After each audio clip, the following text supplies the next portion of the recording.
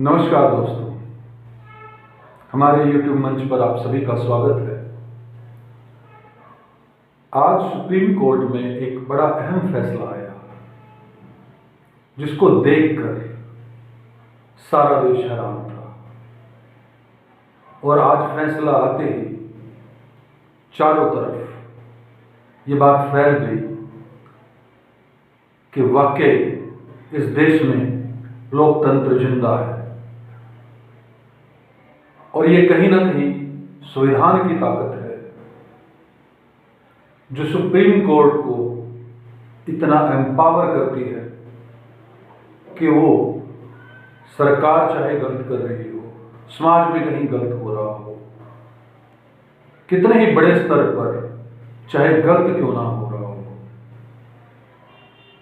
Supreme court उस गलती को देखकर उस गलती को ठीक करने की जो साहस रखती है,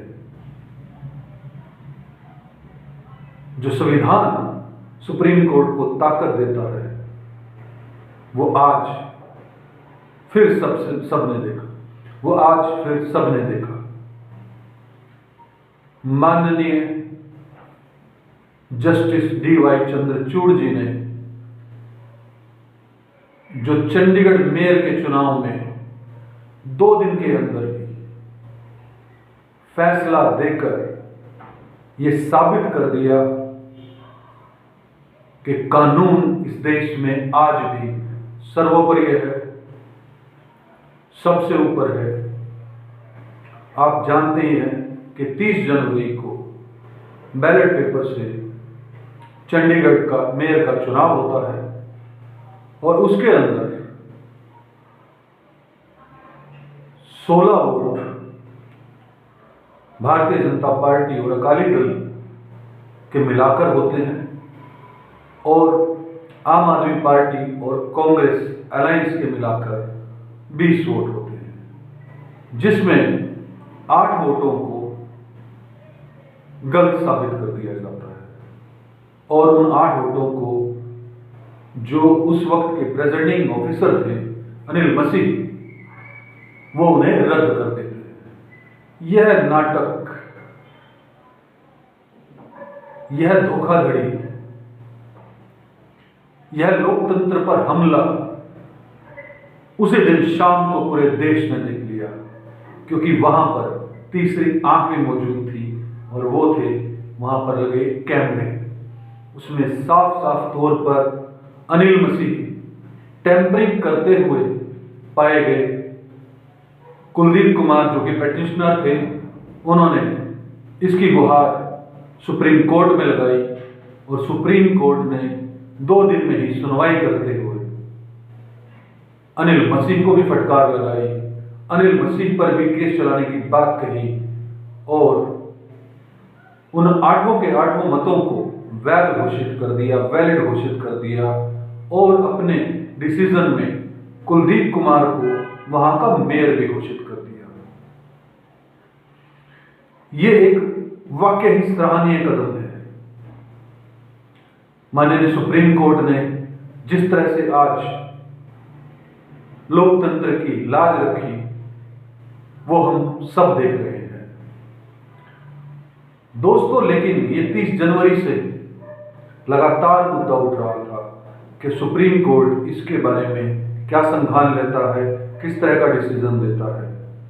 और बड़े मजे की बात यह थी कि डिसीजन होने के ठीक 36 घंटे पहले 3 आम आदमी पार्टी के काउंसलर जो हैं वो भारतीय जनता पार्टी में शामिल हो जाते हैं। लेकिन सुप्रीम कोर्ट ने इस बात को भी नहीं देखा, उन्होंने इस बात को नजरअंदाज कर दिया, क्योंकि कहीं ना कहीं भारतीय जनता पार्टी को यह लग रहा था कि अगर सुप्रीम कोर्ट में डिसीजन भी आएगा तो फिर से री इलेक्शन का होगा।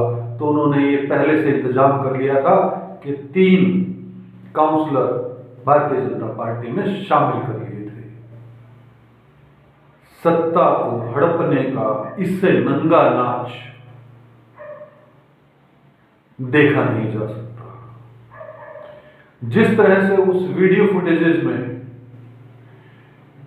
किस तरह से अवैध घोषित करते हैं मतों को और पीछे एक अकाली दल के नेता, अगर मैं सही हूं तो सरदार साहब, वो फटाफट से एक व्यक्ति को लेकर आते हैं और मेयर की कुर्सी पर बिठा देते हैं और वहां पर हंगामा मच जाता है कि मेयर तो बीजेपी का बन गया, जिसके कुल 16 वोट थे और आम आदमी पार्टी और कांग्रेस के मिलाकर 20 वोट होने के बावजूद जो है वो हार जाता है, लोकतंत्र हार जाता है। परंतु हमारे संविधान की यह ब्यूटी है कि उसने कि जब सरकारें सबसे ऊपर अपने आप को समझने लगती हैं, जब रूलिंग पार्टी अपने आप को सुप्रीम कोर्ट से भी ऊपर समझने लगती हैं, राष्ट्रपति से भी ऊपर समझने लगती हैं, तो कहीं ना कहीं ये संविधान फिर न्यायपालिका को ये हक दिए हुए है कि वो सरकारों को ये याद दिलाए कि संविधान सबसे ऊपर है, संविधान से ऊपर कोई नहीं है।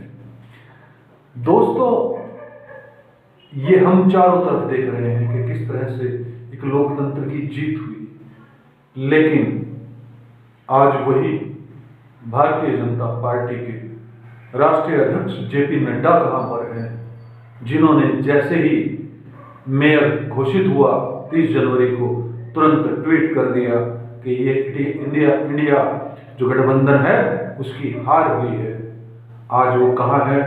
आज वो प्रवक्ता कहां है? आज वो बढ़ चढ़ कर क्यों स्टेटमेंट नहीं दे रहे?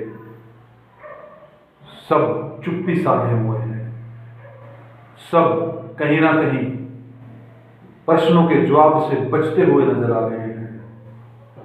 लेकिन विपक्ष और आम आदमी पार्टी और कांग्रेस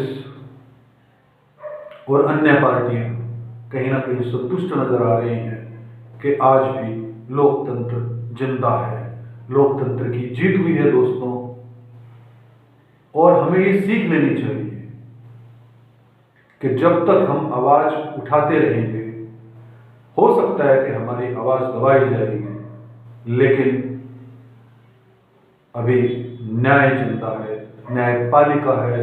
कहीं ना कहीं कोई ना कोई व्यक्ति ईमानदार बैठा है जो सरकार के लिए हुए फैसलों को भी पलटने में सक्षम है। मैं इस देश की समस्त जनता को बधाई देना चाहता हूं और देश की जनता से अपील भी करना चाहता हूं कि वो सदैव अपने आंख कान खुले रखें। वैसे तो बोलते रहते हैं, लेकिन लोकतंत्र के ऊपर भी बोले। सरकार अगर अच्छा काम करती है तो हमें तारीफ करनी चाहिए, लेकिन सरकार के ही लोग अगर गलत काम करते हैं तो उसका विरोध भी हम लोगों को एक भारत देश का नागरिक होने के नाते उठाते रहना चाहिए। हम अपने YouTube मंच के माध्यम से, अपने इस मंच के माध्यम से आपकी आवाज कहीं ना कहीं सरकार के और जनता के बीच उठा रहे हैं और न्यायपालिका का फिर से धन्यवाद करते हैं। बहुत बहुत धन्यवाद। इस वीडियो को देखने के लिए बहुत बहुत धन्यवाद, बहुत बहुत धन्यवाद। जय हिंद, जय भारत।